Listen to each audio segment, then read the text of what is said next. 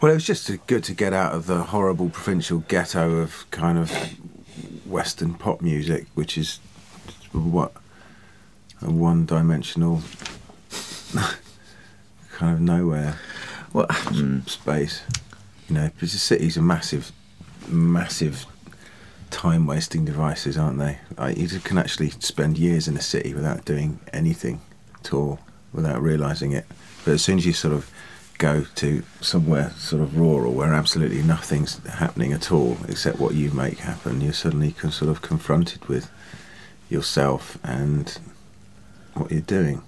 When I first started doing Gorillaz, when I first started doing interviews for Gorillaz, which is like 2.5 years ago now, you know, they said, "So what are you doing next?" And I said, "Well, I'm going to go to Baghdad.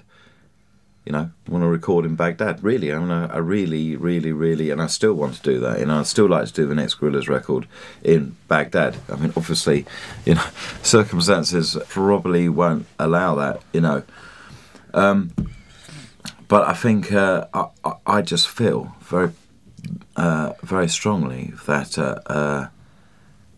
you know, there have to be people in the West trying to get to know and understand Arabic culture at the moment, because if that doesn't happen, we are heading towards a irretrievable moment in history, you know, and I don't want that. I've got a kid. I don't want that, you know, and maybe the initial impetus to even think about going to an Arabic country to record was that, you know, but as with all things, once you actually get there, it's just about, you know, do you like the people, do you like the place? And yes, I love the people, and yes, I love the place, you know, and as, you know, to coin a phrase from the record, there's nothing to be scared of over there at all. They're exactly the same as us, and if anyone tells you any different, they're lying.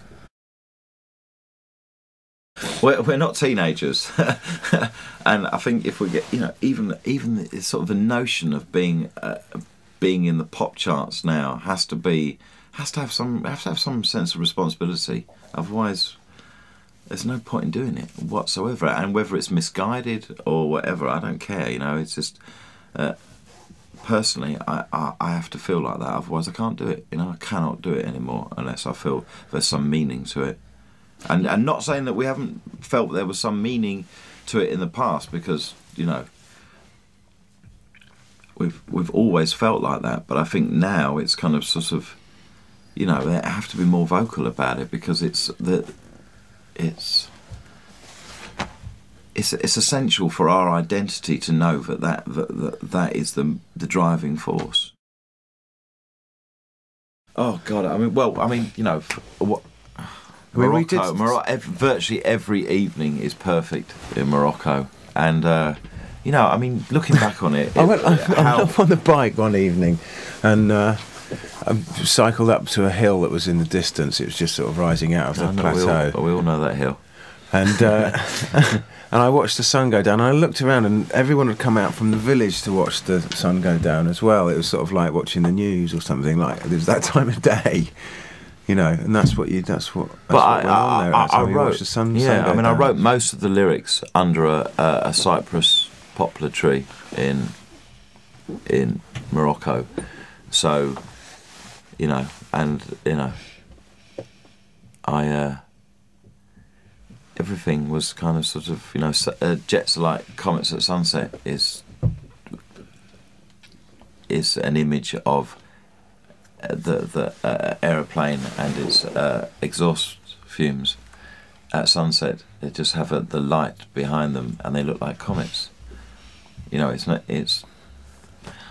so, and Caravan. It's like, you know, when you're looking at a desert every day and mountains, you know, that sort of thing makes a lot of sense. That imagery.